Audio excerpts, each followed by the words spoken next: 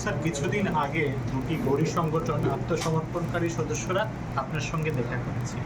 তারা আজকেও জানিয়েছে যদি মুখ্যমন্ত্রী যদি তাদের দাবিগুলি প্রতিশ্রুতি না দেয় তাহলে তারা 24 তারিখ যে বন্ধ রেখেছে তাতে তারা অনড়। রাজ্য সরকারের কি প্রতিক্রিয়া রয়েছে? না দেখুন, আমি তখন দিল্লিতে ছিলাম যখন ওনারা বলেছেন যে এরকম এখানে অলরেডি তারা শুরু করেছে। তো আমি ওনাদেরকে বললাম যে আমি এসে ওনাদের সাথে কথা বলবো।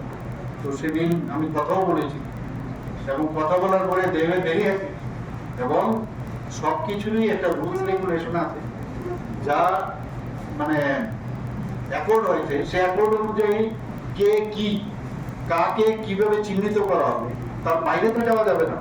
তো ওনার কিন্তু আমার সামনে এসে বললো যে ঠিক আছে, আমরা আর কিছু কিছু বলছি, কিছু কিছু উইন্ডো আছে, সে উইন্ডোর মধ্যেও কিন্তু সে উইন্ডোটাও কিন্তু এই যে আইন আছে আইনের মধ্যে রয়েছে।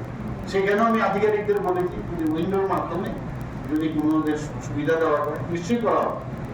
এখন এটা ওনাদের বিষয়। আমি যখন বলেছি আমি কথাও রেখেছি, ওনাদের সাথে কথাও বলি দেবে রেখেছি, কিন্তু আজকে নিউজ পেপার আমি দেখলাম তোরা অন্য আবার আরেকটা। তো প্রবলেম তো এই যায়, কাজে সবসময় তার ডেকে ডেকে কথা বলা যাবে না। তবে আমাদের আধিকারিকদের সাথে নিয়মিত ওনারা কথা বলছে।